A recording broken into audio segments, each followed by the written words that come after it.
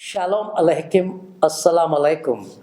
अल-हक, खुदा का नाम है हक, खुदा हक बरहक। जी हाँ, और जो बात हम कर रहे हैं वो हक की बात है। यहाँ पर किताब मुक़द्दस की बात। किताब मुक़द्दस वो किताब है जिसमें जो बातें लिखी हुई हैं वो हो चुकी हैं, और बहुत सारी बातें जो आने वाले ज़माने में होने वाली हैं। यानी ये किताब पेशिन गोइयों की भी किताब है, तवारीख़ के साथ साथ। तो आज हम किताब मुक़द्दस को आपके सामने इस तरह से पेश कर रहे हैं कि ये किताब को बिल्कुल बदला नहीं किया है। मैं मुखातिब हूँ हमारे मुसलमान भाइयों और बहनों से, ख़ास तौर से, कि वो इस बात से फिर जाएं कि किताब मुक़द्दस को बदल दिया गया है। जी नहीं, बिल्कुल नहीं बदला गया है, और इसकी तस्दीक़ ख़ुद आपका कुरान मजीद देता है। तो जनाब, मैं चाहता हूँ कि आप कुरान मजीद से कोई एक ऐसा वाक़या बताएं जो काफ़ी दुनिया में मशहूर है, और मुसलमान भी उसके ऊपर ईमान रखते हैं, उस बात पर जो हुआ था वाक़या, ताकि हम तस्दीक़ कर सकें कि किताब मुक़द्दस को बिल्कुल बदला नहीं गया है। हम हज़रत लूत के बारे में आज देखेंगे। जी, उनकी कहानी को जो किताब मुक़द्दस में दी गई है, कुरान ने चंद आयत में पेश किया है, जी, और हमारे ज़माने के लोग जी, उसे मानते हैं, और बच्चों को भी ये कहानी सिखाई जाती है, जी, बड़ों अच्छा। को भी सिखाई जाती है, और इससे हमें तालीम भी मिलती है। जी, तो कुरान में देखेंगे किस तरह से दिया है, और किताब मुक़द्दस में किस तरह से दिया है। जी, जी, तो मैं पढ़ना चाहूँगा सूरह अल-अराफ, और उसकी 80 से 84 आयत। जी, जी, यहाँ इस तरह से मुंदरज है। और इसी तरह जब हमने लूत को पैगंबर बनाकर भेजा, तो उस वक्त उन्होंने अपनी कौम से कहा कि तुम ऐसी बेहयाई का काम क्यों करते हो जी, कि तुमसे पहले अहले आलम में से किसी ने इस तरह का काम नहीं किया। यानी ख्वाहिश नफसानी पूरा करने के लिए औरतों को छोड़ कर लौंडों पर करते हो। हकीकत ये है कि तुम लोग हद से निकल जाने वाले हो। तो उनसे उसका जवाब कुछ ना बन पड़ा। उनसे उसका जवाब कुछ ना बन पड़ा, और बोले ये बोले कि इन लोगों यानी लूत और उसके घर वालों को अपने गांव से निकाल दो। जी, निकाल दो कि ये लोग पाक बनना चाहते हैं। तो हमने उनको और उनके घर वालों को बचा लिया, मगर उनकी बीवी ना बची कि वो पीछे रहने वालों में थी, और हमने उन पर पत्थरों का मेंह बरसाया। जी। सो देख लो गुनाहगारों का ऐसा अंजाम, कैसा अंजाम हुआ। जी हाँ, तो ये कहानी जो है बहुत मकबूल है। ये अक्सर, जैसा कि आपने फरमाया, बच्चों को बताई जाती है, सिखाई जाती है, और ये एक वबा सी है जो फैल गई है आज ज़माने भर में। जिस बीमारी में, मैं तो इसे बीमारी कहूँगा, जिस बीमारी में लोग मुब्तला है आजकल, तो खैर खुदा उन पर खैर करे। हम किसी के ऊपर इंसाफ करने यहाँ नहीं बैठे, लेकिन हम ये बताने बैठे हैं कि किताब मुक़द्दस में भी ये कहानी मुंदरज है, और तफसील से मुंदरज है कि किस तरह से क्या होता है।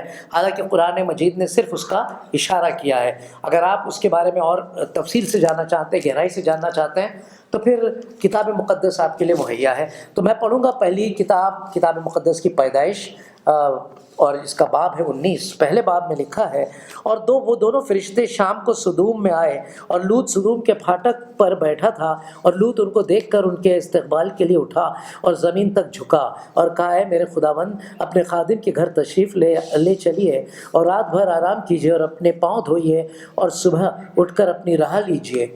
अब यहाँ पर क्या देखते हैं कि दो अजनबी आते हैं, और ज़माने का एक तौर तरीक़ा था कि जब कोई अजनबी आता था आपके घर पे, कोई राही आता था जो कि जिसके पास रहने को ठिकाना नहीं होता था, तो लोग उसका इस्तकबाल किया करते थे। तो हज़रत लूत भी उसी तरह से वहाँ पर तशरीफ़ फरमा थे, और वो कहने लगे कि हमारे घर चलिए। फिर उसके बाद तो लोगों ने कहा, नहीं, हम چوک ہی میں رات کاٹیں گے، ہم کو وہاں نہیں آنا، چوک میں یعنی باہر ہی ہم رہیں گے. لیکن جب وہ بہت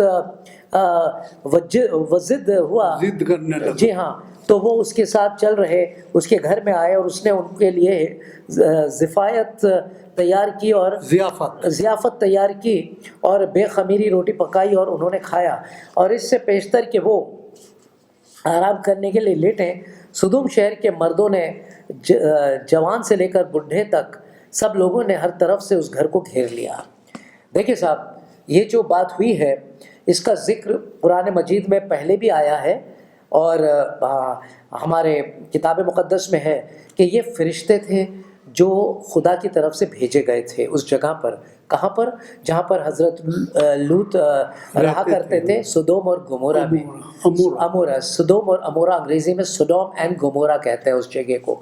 جی ہاں، تو حضرت ابراہیم کے پاس جب خداوند تشریف لائے تھے اور انہوں نے کہا تھا کہ ہم اس شہر کو نیست و نابود کریں گے. 3 لوگ آئے تھے، 3 مہمان آئے تھے جو کہ قرآن مجید میں اور یہاں پر ہے. وہ 3 کون تھے ان کا ذکر ہم بعد میں کریں گے. تو انہوں نے پہلے یہ جتا دیا تھا حضرت ابراہیم کو کہ ہم لوط کے لوگوں کو ختم کرنے والے ہیں. تو حضرت ابراہیم نے کافی التجا کی تھی، اور لوط کے لوگوں کو نہیں، لوط کے گاؤں کے لوگوں کو. لوط ان میں سے ایک ہو گئے تھے، مطلب ان کی طرح برے نہیں تھے، ان کے اندر راست بازی تھی، ان کے ساتھ وہ مل کر وہ سب غلط چیزیں نہیں کرتے تھے. اور 5 میں ہم دیکھتے ہیں، اور انہوں نے لوط کو پکار کر اس سے کہا وہ مرد جو آج رات تیرے ہاں ہیں کہاں ہیں؟ ان کو ہمارے پاس باہر لے آ تاکہ ہم ان سے صحبت کریں. جی ہاں، تب لوط نکل کر ان کے پاس دروازے پر گیا اور ان کے پیچھے کیواڑ بند کر دیا اور کہا اے بھائیو ایسی بدی تو نہ کرو، دیکھو میری 2 بیٹیاں ہیں جو مرد سے واقف نہیں، مرضی ہو تو میں ان کو تمہارے پاس لے آؤں اور جو تم کو بھلا معلوم ہو ان سے کرو، مگر ان مردوں سے کچھ نہ کہنا کیونکہ وہ اسی واسطے میری پناہ میں آئے ہیں. انہوں نے کہا یہاں سے ہٹ جا. پھر وہاں پر دیکھتے ہیں کہ خداوند کا قہر نازل ہوتا ہے. جتنے بھی لوگ ہیں وہاں پر گاؤں والے، وہ سارے کے سارے جو لوط کے گھر پہ آئے تھے، جتنے بھی تھے وہ سارے کے سارے اندھے ہو جاتے، انہیں کچھ نظر نہیں آتا. اور حضرت لوط اپنی فیملی کے ساتھ، اپنی بیوی اور 2 بیٹیوں کے ساتھ وہاں سے نکلتے ہیں، اور وہ 2 جو فرشتے تھے وہ بھی ان کے ساتھ باہر نکلتے ہیں، لیکن انہیں جتا دیتے ہیں کہ دیکھو پیچھے مڑ کے نہ دیکھنا کیا ہونے والا ہے. اب تو ان کو یہ آگاہ کر دیا جاتا ہے اور سب نکلتے ہیں. اور جیسے ہی نکلتے ہیں سدوم اور گمورہ پہ آگ برستی ہے، گندھک کے پتھر گرتے ہیں ان کے اوپر، وہاں پر قہر برپا مچ جاتا ہے، چیخ پکار، اور وہ جگہ جو ہے جل کے بھسم ہونے لگتی ہے. لیکن لوط اور ان کی 2 بہنیں آگے چلتے، اور بیٹیاں معاف کرنا، دونوں چلتی چلی جا رہی ہیں. لیکن ایک جگہ رک کر ان کی بیوی نے پلٹ کر دیکھا کہ کیا ہو گیا. جب مڑ کر دیکھا تو اچانک بتایا جاتا ہے، کتاب مقدس میں بھی ہے اور یہاں پر بھی ہے، کہاں قرآن مجید میں، کہ وہ نمک کا پتھر بن گئی تھی، ستون بن گئی تھی، نمک کا ستون بن گئی تھی. آج بھی لوگ جب جاتے ہیں اس علاقے میں تو وہاں پر دیکھتے ہیں کہ گندھک کے پتھر پڑے ہوئے اس جگہ پر جہاں پر کسی زمانے میں وہ گاؤں بسا ہوا تھا.